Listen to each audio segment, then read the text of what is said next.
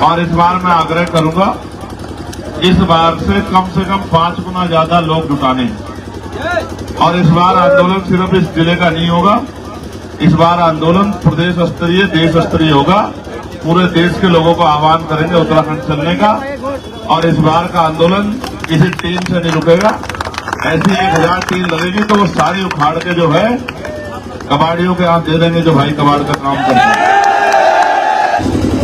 मैं ज्यादा मांग पत्र में बहुत लंबा भरोसा नहीं रखता हूं।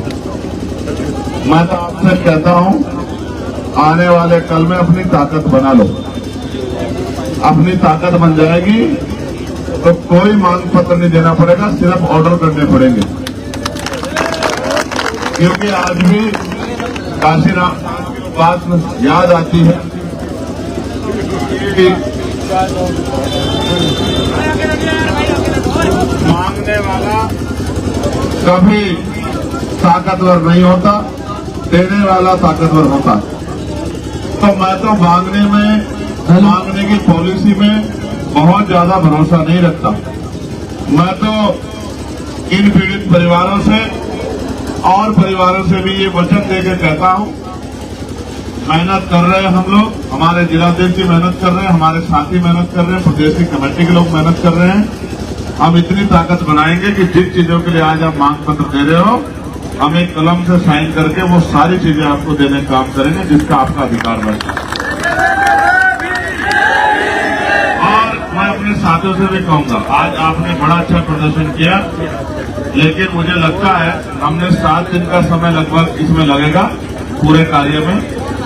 7 दिन के बाद अगर बात आपके मनचाही नहीं हुई तो उसके बाद अगर कोई और कठोर फैसला लेना पड़ा तो हम लोगों को तैयार रहना चाहिए। रहोगे नहीं रहोगे? जादू की छड़ी तो उनके हाथ में भी नहीं है, लेकिन 7 दिन में बहुत पर्याप्त समय है कि वो अपने काम को आगे बढ़ा लें। 7 दिन से ज्यादा का समय लगता है तो फिर हमें सोहनपुर में तो उन्होंने कमेटी, लेकिन सांतरसा वाले में तो उन्होंने 5 दिन का समय ही अपनी तरफ से तय किया। तो 7 दिन के बाद फिर से हम पे अधिकार है कि हम फैसला लेके आगे बढ़ सकते हैं। और इस बार मैं आग्रह करूंगा, इस बार से कम 5 गुना ज्यादा लोग जुटाने हैं। और इस बार आंदोलन सिर्फ इस जिले का नहीं होगा, इस बार आंदोलन प्रदेश स्तरीय, देश स्तरीय होगा। पूरे देश के लोगों को आह्वान करेंगे उत्तराखंड चलने का। और इस बार का आंदोलन किसी टीम से नहीं रुकेगा। ऐसी 1000 टीम लगेगी तो वो सारी उखाड़ के जो है कबाड़ियों के हाथ दे देंगे, जो भाई कबाड़ का काम करते हैं। तो खाने का खर्चा भी इन पैसे लेंगे, उन्हीं से जो है खाने की व्यवस्था होगी, उन्हीं से जनरेटर की व्यवस्था होगी, उन्हीं से टेंट की व्यवस्था होगी, हाँ पंखों की भी। लेकिन जुल्म नहीं सहेंगे और जुल्म होने देंगे, इस बात के लिए हम लोग संकल्प लेकर तैयार।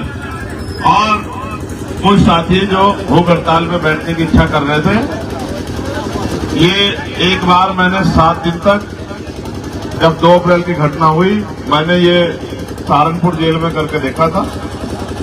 आजकल अगर भूख हड़ताल से सरकारें मानती तो शायद जो है हर गरीब को न्याय मिल जाता। आप खुद बीमार तो हो सकते हैं, खुद को तकलीफ में तो दे सकते हैं। जैसे उमेश जी ने कहा कि मैं बैठूंगा मेरी लाश ही उठेगी, तो हम एक अपना आदमी खो सकते हैं। समझते हो? तो मैं इनसे भी कहूंगा ये भूख हड़तालें ठीक नहीं है, खा पी के लड़ो, 4 टाइम खाओ, भाई हिम्मत भी रहेगी ये नहीं, खा पी के लड़ो। लड़ाई है एक दिन में थोड़ी खत्म होती। ये तो महात्मा गांधी जी के आदर्श बहुत लोगों ने अपनाया और बाद में इनको अस्वीकार किया कि भाई ठीक नहीं। सरकारें तो चाहती है कि ये लोग रहे और आप वैसे ही मरना चाहते हैं, इसका आरोप भी किसी में लग रहा है। ठीक है, बहुत बहुत धन्यवाद। जय भीम, जय भारत, जय संविधान।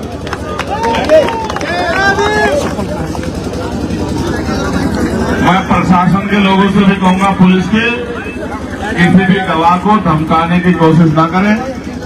पुलिस का व्यवहार मैत्री व्यवहार होना चाहिए, ऐसा मेरा उनसे आग्रह है। बहुत जल्द 7 दिन के बाद मुलाकात होगी। धन्यवाद।